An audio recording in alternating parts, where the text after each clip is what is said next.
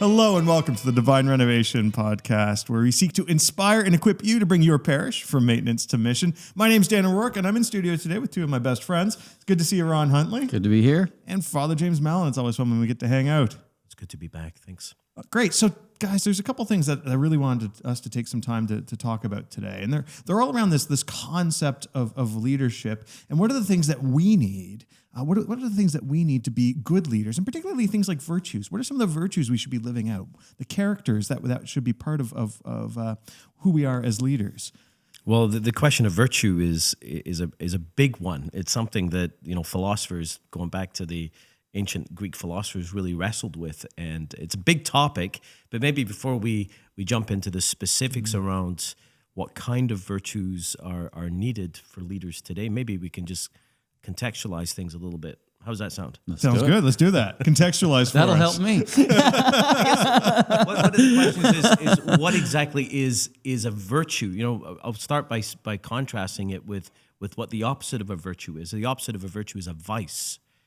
Okay. So now don't immediately think vice squad and all of that stuff. So virtue and vice are opposed, and basically a virtue is a habit of positive good behavior.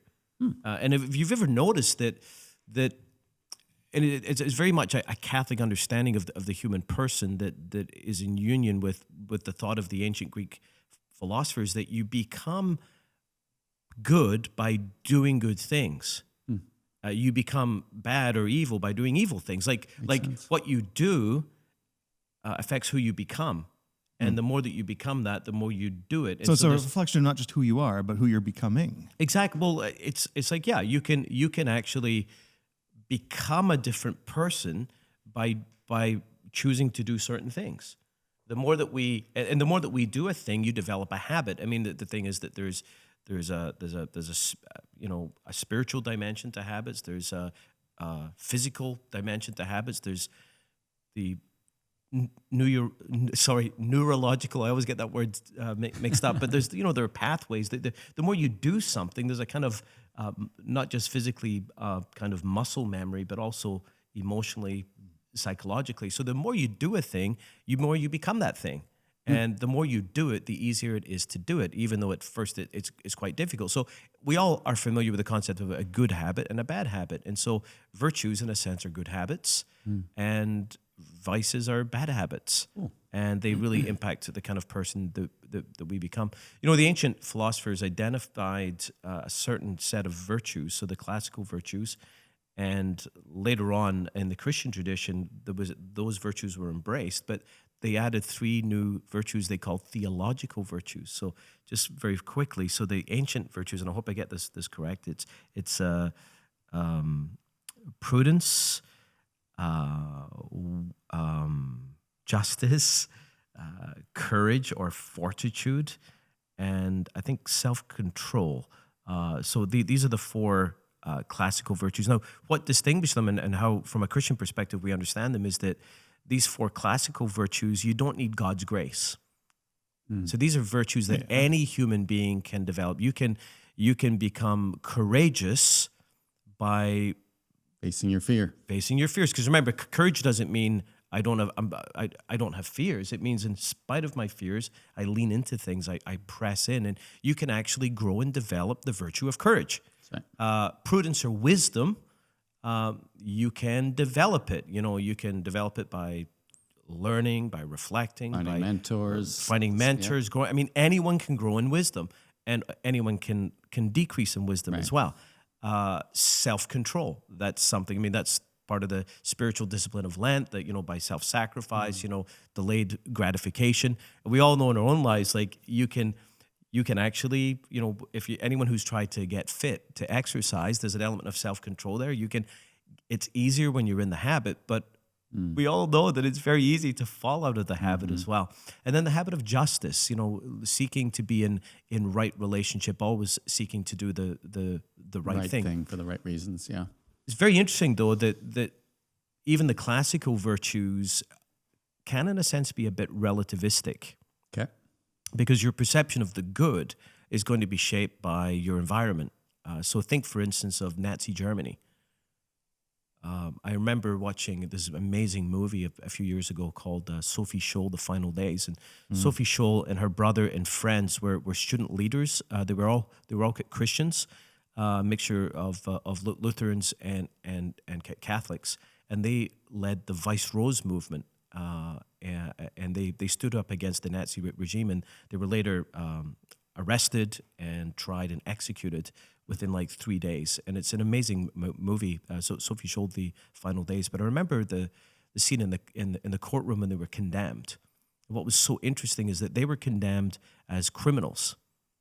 They were the ones without virtue. Wow. And the court, this oppressive court, they were doing justice. So in that so in the context of your environment, what is, depending on how good is perceived, that will shape the living out of these kind of virtues. So there's a relative sense to these things, right? Now let's jump. Before you jump, is that because they're not grounded? Because they're grounded in human systems rather than in theological systems rather than in scripture. I mean, like yes and no. Although I wouldn't drive too much of a wedge, because I mean, even the ancient philosophers said if you reflect enough, you'll get there. You'll get there, because although from a Christian perspective, although the human being is busted up and kind of bruised and broke, we're not completely beyond the pale. We're still fundamentally good, and we have a natural law philosophy, which means that almost most of our morality, our moral convictions, are not because we're people of faith. We didn't necessarily receive them through revelation. Revelation has affirmed these things, but by human reflection, we can arrive there. I mean, a human being should be able to discern a basic sense of justice, courage, self-control, and even just, all of these virtues. We should be able to get close to it, but it's not immune to the environment in which we find ourselves. And I think that's always something we need to be careful for, because it has, from an organizational perspective, the whole idea that culture will shape things. I mean, your culture can actually twist your perception of what courage means and what justice means and what self-control is and such. But distinguish that from what in the tradition are called the three theological virtues. And it's 1 Corinthians 13. In the end, three things remain: faith, hope, and love. So faith, hope, and love. And why do we say theological virtues? It means that these virtues are only possible to be lived with grace, only through the grace of God. Because in the end, in a sense, if you move beyond the debates of the 16th century in the church, salvation through faith and such, really, if you look at the teaching of the New Testament, all that matters is faith, working, and love. We're really, in a sense, faith, hope, and love is what we're actually saved through: faith, hope, and love, which themselves are only possible through God's grace. So ultimately, salvation through grace alone.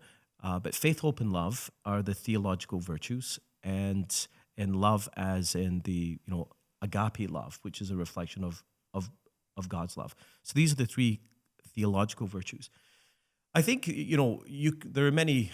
These 7 virtues, they don't exhaust the concept of virtue, because it's a good habit. And I think today in our context, when it comes to leadership, you could really break that open. That's what I'm looking forward to this discussion, Ron, to hear your thoughts and yours as well, Dan, as we kind of explore what are virtues that are needed today in leadership. And I think in one sense, no matter what we name, the qualities, the moral qualities and habits that we can name this morning, they're probably derivative of the primary 7, right? I mean, love. Love of God, love of one another. I mean, you talk about leadership. A lot of the virtues connected with leadership are ultimately rooted in love. They're rooted in hope and faith. They're rooted in a sense of justice, courage. Yeah, and I would say there's lots of loving people out there that are terrible leaders. And so I think you do need it, but it doesn't mean you're going to be a leader worth your salt in terms of creating a space where people are coming home to Christ and moving things. So I think it's critical, but it's, right? Is that fair? Yeah, no, I know you agree. Yeah. Yeah, absolutely. Yeah. Cool. So today, if we hadn't had this preliminary conversation, so imagine we rewind. Ron, I wouldn't have known what we were talking about. but yes, you do, because if we rewinded and said, okay, virtues are habits of yes, they're good habits what kind of good habits do you need for leadership today in the church? I remember years ago being at a spot where Pastor Laurel Buckingham said there's 3 things that we all need to do if we're going to be great people. We need to do what we say we're going to do. We need to show up on time. We always need to say please and thank you. And I actually use that as I parented my children, because I think about it. Do what you say you're going to do. Is be good to yourself. You say you're going to do something, do it. Do it. Do what you say you're going to do. And again, if I think about coaching, so many times we talk about these principles of divine renovation, and then I only find out months later that they said they were going to do it. They haven't been doing. They haven't been having their one-on-one meetings. They haven't been having group meetings. All kinds of things that they agreed to in principle, they haven't actually been doing it. And that whole idea of showing up on time. Well, people are counting on you. Are you living up to their expectations, or are you finding reasons to let them down and not do what And it's a really good principle. Like, if people are counting on you, what are you doing about it? And the third thing is always say please and thank you. And to me, that's how are you treating people? Are you kind? And boy, I'll tell you, those 3 things alone, whew, if all I did was coached into that, and I would say myself too, if I would consistently live up to that, and if I could help the people that we coach live up to that, that solves a lot of problems. Those are 3 habits that I think we can all aspire to that will significantly transform your leadership, because now people will appreciate how you treat them. They'll know they can count on you. And when you say you're going to do something, you actually do it. Yeah. Wow, that's awesome. A lot of what you were saying, FJM, you as you unpack all these various virtues, I got to think like, okay, so leaders, especially the ones that are listening. I mean, they're busy men, they're busy women, and I'm just going to make a guess. I suspect they're not doing a lot of reflection on these various virtues, because I know I wouldn't have been. I'm not that's not. I don't think about it. Okay, well, how am I living out that? How am I wrestling with that? And so it's almost like we take those elements of our character for granted. Like we're not expressly identifying or challenging ourselves on them. Are there ways that we ought to be wrestling with those things? Absolutely, because I think like the human person is never static. It's like in all areas of life, in our spiritual life, in our prayer lives, in our relationships with one another, we don't stand still. If you're not moving in one direction, you're moving the other. And it's the same in the area between virtue and vice. At least I know from my own experience. If you're not growing in virtue, you're actually growing in vice. You're moving the other way. And we've got to remember too that all systems tend towards chaos. And if the only solution to that is intentionality.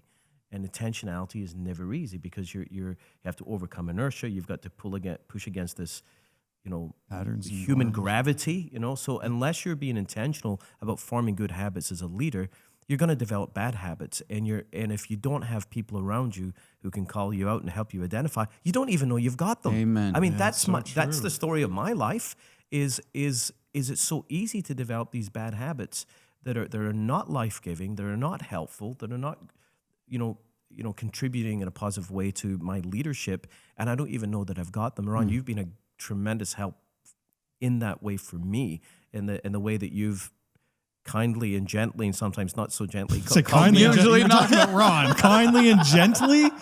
Gently, kind. Okay, being gracious. We've had quite a few intense conversations in hallways over the years.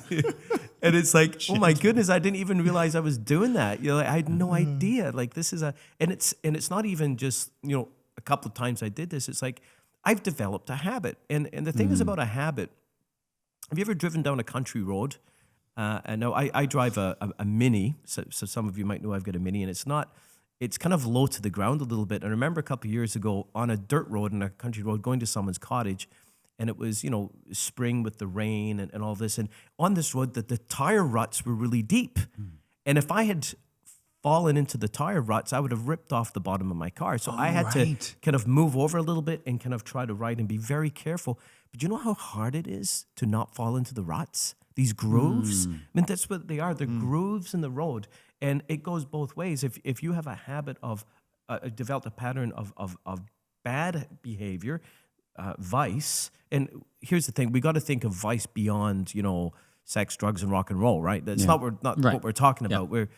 It could be that, but hasn't. It's anyway, more than that, It's yeah. much more than that. So bad patterns of bad behavior, they're very easy to fall into, and you've got to be very intentional to keep out. But the same thing is, the more that you develop these good habits, and you keep doing it, and you keep doing it, and you keep doing it, it actually gets a little easier. The grooves are good habits. But this is the thing, is that it's always static. It's never static.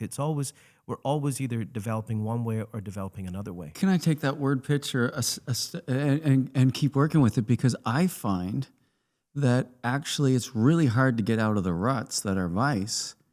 It's really easy to fall off that high ground, because you were staying on high ground. Mm-hmm. It's as soon as you don't pay attention, you fall into those ruts. Like, I think that's really easy. I mean, I wish the ruts were just as deep on high ground, and my experience is they're not. Living a virtuous life, creating good habits, and staying there, I need to be intentional about that all the time. The minute I look over and watch the cows, if I'm taking the dirt road analogy, I fall into the ruts. I don't know about you guys, but I find losing virtuous habits is way easier than losing. I think we've got to blend those images, because I think in classical virtue understanding, if the rut is a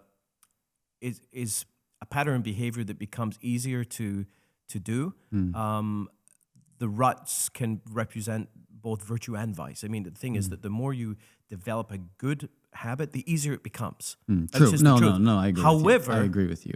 what ruts are easier to create? The ruts of bad behavior, or the ruts of good behavior? The ruts of bad. We all know that. It's easy. Like, vice comes a lot easier. Like, bad habits are easy to develop. Good habits are difficult to develop. And That's good the truth. habits are easy to lose, and bad habits are hard to lose. Because you Exactly. tell somebody to quit smoking, good luck. You tell somebody to Exactly. quit praying, they could stop tomorrow. Exactly. Like, that's easy. Exactly.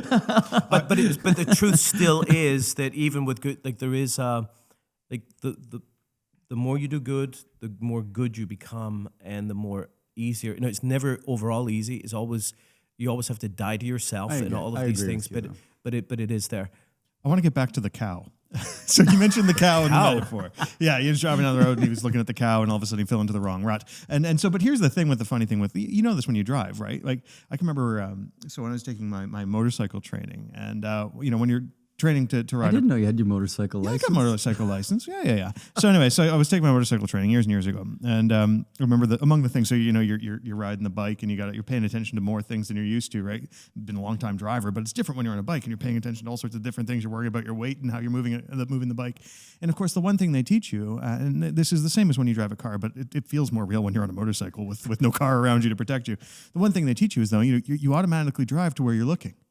And so as you look at the cow in the pasture, you automatically start drifting off of where you were going and towards that cow. And so how easy it is to be distracted by things in life that we actually forget of where we're actually going. We begin to veer off course, not intentionally, but just simply through distraction. Well, and that's the question that you first asked Father James, is how can we avoid that, or what kinds of things can we do?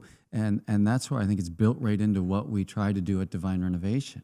And that is to work out of a team, because you can't. The key is you can't do it by yourself. No, that's right. Like, we walk around with logs in our eyes. And you can't grow in virtue all by yourself. It just doesn't work. You need people to help you out. I'm reminded of I think it's Hebrews 12. Keep your eyes on Jesus, the founder and perfecter of your faith. I mean, it's when we keep our eyes on Him that we will grow towards Him.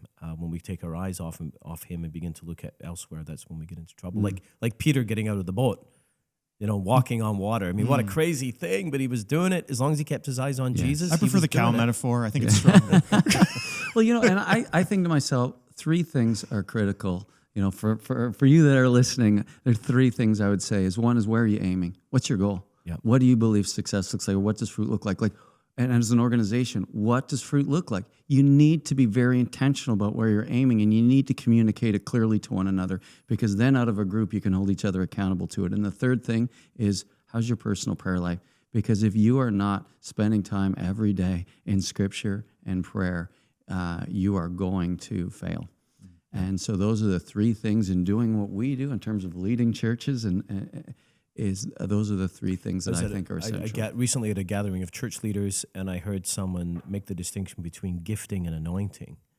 Very, very interesting. I mean, the Lord is, people who are listening, you're probably aware of the gifting that God has given you, but the point was made that you can, by the term anointing, I mean, it's a very scriptural term, but basically it's really the grace of God at work in our life, in a sense that God's favor and grace are upon a particular leader. But if you have that disconnection, if our prayer life begins to diminish, we can lean more into our natural gifting. And here's the truth, and this is what this person said, that we can go a long way on our giftedness. Yes, we can. We can actually do a lot of good fool a lot of things people for a long God time. in our natural giftedness, but it's not anointing, and it's got to do both. It's got to be both, and it's that constant struggle between human capacity and that spiritual reality. Sometimes we err towards leaning into the human virtues and the gifts, and we neglect the spiritual. Sometimes in the church, the temptation can be the opposite. We become so spiritual that we dismiss the human. And that, to me, I think, Ron, is often a great temptation today. This idea as a leader, if I'm really prayerful and spiritual, if I have faith, hope, and love, I don't have to have courage, prudence, self-discipline, and character. But the virtues definitely, in the end, are really about character, right? But I don't have to be intentional on these human things, and I use my spirituality, my faith, as a justification for negligence, really. And there's no shortcuts either. I love watching the show Survivor, and I find it really fun. Me and the kids watch it, and one of the obstacles sometimes is you have something on a rope, and you have to maybe get a key off, and you have to stretch, and you might want to take a shortcut in terms of unraveling it so that you can get there faster. But inevitably what happens is they just can't quite get there. And I think as leaders, if we take shortcuts around things that form our character, and as we live out our character, we shortcut that to try to get somewhere faster, we will not succeed. And that's my experience of leadership. And it's an interesting principle around character and how we develop it. It really isn't easy. One of the things it has to be consistent. Yeah, one of the things I've really, especially over the last year or two, I've really recognized that anyways, maybe you guys are better than I am, but like I can't do it all at once. I can't grow in all categories at all times. So like I can't take on the war on every front. It wasn't that long ago we had the gratitude guy. What's his name? Steve. Yeah, Steve. Wow, I love that. I loved him. Guy. Yeah, I loved him. He'd probably be Steve very was happy awesome. to be called that. I was grateful for him, and he laid down the challenge to us. He laid down the challenge to listeners to this podcast. He laid down the challenge. He's like, develop a practice of gratitude. And so I'm like, okay. I'm competitive. You lay down the challenge. I'm going to do that. I'm going to win. And so for me, anyways, I developed the practice of gratitude. I'm like, this is the thing I'm going to work on for this season. And so every morning now, when I journal, I name like 3 things I'm grateful for, which is exactly what Steve told me to do. And so every single morning, and so I've developed the practice of it. Now it's very natural. Now I don't have to be so intentional. Right. But that's because I began to develop the rut. That's right. And so, but the thing for me, one of the key takeaways is not just that you should take up Steve's challenge. It's a worthwhile challenge in and of itself. But I would say, just don't try and take on all the challenges at at the same time. Yeah, of course. As you mentioned, you said you got in the rut. I mean, obviously, rut generally has a negative. Yeah, so you found the high that, ground. I thought of something. So you think about, we say, I'm in a rut or I'm in the groove. Oh, I like that's it. gold right there, roll. Jerry. So pause this podcast. You got to tweet that out. I think that's maybe a better sense, because both physically it's the same thing, but a groove is what helps you to do. What helps you to achieve your purpose. A rut is more vice. So yeah, that's gold. I love that. That was. So Ron, I want to ask you, in terms of breaking open again, specifically in parish leadership, like what are virtues? Like for instance, the word virtue in the etymology, so the origin of a word, I really love looking at the origins of words. The word virtue comes from the Latin word vir, which is the Latin word for man, as in mailman, not mailman, but the guy who delivers mail, but the male of the species. Oh, okay. As opposed, like in Latin, homo is the word for human being, so it's it's the inclusive term for people, but but vira is man, and the virtus, it was the what are the manly qualities, and kind of connected to the warrior, the leader, and all of this. So that's the etymology. But we would say, I think certainly the virtues that might be associated with a warrior nation might be different from the virtues associated with leadership in church. So what are let's break open a bit more. What are the kind of habitual qualities that really advance leadership in a church setting? I think one of them is, I remember, I'm going to tell a little story and then I'll break it open with respect to that. But I remember I worked with a lady named Leah Bautista, who worked with me as the administrator of Alpha when we first launched it at St. Benedict Parish. I remember Leah. And Leah, if you're listening, we love you. We miss you. And I only found out later that she had one of the highest positions in one of the largest clothing corporations in Manila.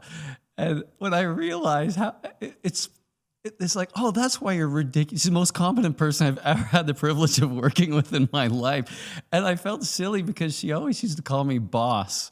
And I felt so unworthy to be called her boss because she knew more about leadership. She was way better at everything than I was. Like, I just loved her. She's like a big sister to me. I really missed that relationship. But anyway, I remember one day I said, Leah, don't call me boss.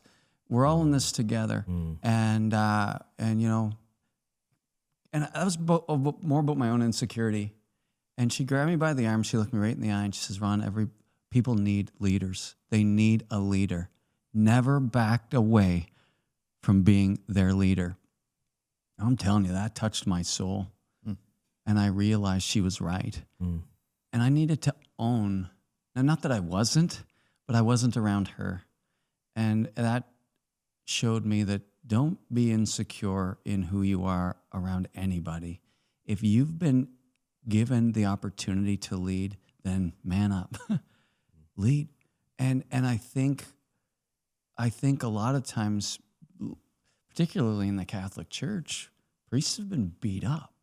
And people have lost confidence in a lot of the things that we used to take for granted. And that can leave us shaken and bruised. But I promise you, people still need you to lead, to own what it means to lead, which is protect, which is provide, which is do what you say you're going to do, which is treat people with love and kindness and respect.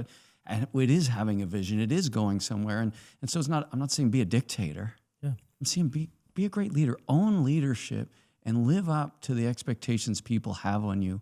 Because when you do, you can mobilize an entire community in the love of God to do crazy things. And so that's what I would say. Yeah. And I think that's very much, connected with humility. Yes. Because humility, as I think that famous quote of C.S. Lewis, humility isn't about thinking less of yourself, but about thinking of yourself less. It's not a denial of your gifting. It's not a denial of your calling, but some of the most effective leaders, the most impactful leaders in my life have been incredibly strong leaders who know who they are. They've said yes to God's call. They're living out of their gifts, but with incredible humility. Amen. And it's this weird combination of incredible strength and incredible humility, and it's a potent mix. It really is, and I think that it really is the way that Jesus led as well. And with that humility comes, not even a conviction, but a habit that comes out of a whole culture of what we would call servant leadership. Now, I almost don't like to use that term servant leadership because it sounds and feels to me so redundant. Like in the Christian worldview, there ought to be nothing other than servant leadership, and unfortunately, that's not always the case because we have mimicked the power structures of the world. We've done it throughout the history of the churches. One of the most direct things that the Lord said about leadership, about it must not be so among you. We've failed pretty badly in the history of the church for the most part on this particular one. But I think, Ron, I'm going to ask you to say a bit more about that. Helping to what are the habits that a leader can develop to help establish a culture of servant leadership throughout the whole parish? What would you say? Well, And so I'll certainly speak to that in terms of pastors, but I want you to know this applies to everybody. And so I hope you will lead like this in business. Yes. I hope people listening will lead like this in business, male, female. Like, let's start leading like Jesus did. And I love what you said about don't think less of yourself, think about yourself less. So in other words, put others first. I think it was you actually who first exposed me to the expression, I am third. Like, and where did that come from? Do you remember? I don't know, but I remember there's a community in Canada, in Cumbermere, Canada, called Madonna House, and a very amazing woman called Catherine Doherty, who was a Russian baroness who came to North America, had a conversion, and became friends with Dorothy Day. Did a lot of work with the poor, and eventually she settled later in her life outside of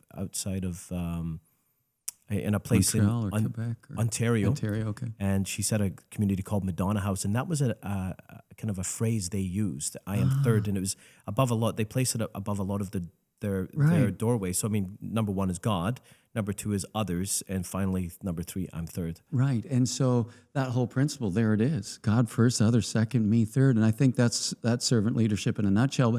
And I think one of the things that we can do, maybe to get us started, is to ask somebody who loves you and cares about you and say, you know what, I know I'm imperfect and I'm trying to be a better leader. And I'm just curious, would you be able to share with me how you experience my leadership? What do you think I value based on how I behave? And I asked that to my team one time when I was director of pastoral ministries. I said, guys, I want you to write down my top 5 values in order based on how I treat you, how you see me treat others, and how I live my life. They were really scared to do that because they didn't want Can't imagine. They didn't want to offend me. But it's You're like so kind and gentle. I want to allow myself to be offended, because if my impact isn't what I think it should be or what I'm striving for, then I need to figure out where that log is in my eye. And so I think as leaders, I think you can do that. I think the other thing you can do is then give people permission. When you start to go from the groove to the rut, let you know, like, I need you to love me enough to let me know when my impact is starting to have a negative impact on the vision that we are trying to live out. And give people permission to do that around you, because you're going to fail. That's so important. I just actually yesterday in my other job, I had a conversation with a staff member who asked to see me and basically shared with me how very unintentionally, but something that I did really impacted her in a negative way. And anyway, we were able to work through it. But I remember just saying to her, "I'm so grateful to you. Like, thank you so much for." Because about a year before, I had given a presentation where I talked about this kind of dynamic that we ought to be a place where we can. Because what generally happens is we step on each other's toes, and you go back and you start talking about that person, and this person spoke directly to me, and it was great. I really rejoiced in it that this person had the courage to sit down with me and to say, "Look, this is how you impacted me," and it was like, "Thank you," because I need your help. I need your help. So for everybody who's listening, I think, Ron, you just laid down an incredible and practical application of much of what we're talking about, which is to create the space to be vulnerable. Father James, you gave a nice testimony of how you experienced it just yesterday, which is awesome. And so for those who have been able to join us for this conversation, I think there's definitely a destination forward to continue to grow in your capacities as leaders who are living out virtue. So thank you for being with us today on this Divine Renovation podcast. If you're interested in hearing more about Divine Renovation, I encourage you to check out our website, divinerenovation.net. And if you're feeling called, we've got a growing number of parishes around the world who are joining the Divine Renovation Network. And so you can join the network right from the Divine Renovation website. And by joining the network, you'll get access to all sorts of videos that we've got in there, coaching videos, specific topics, and of course, our monthly webinars and videos. So thank you so much for being with us, and we look forward to being with you again next week. God bless.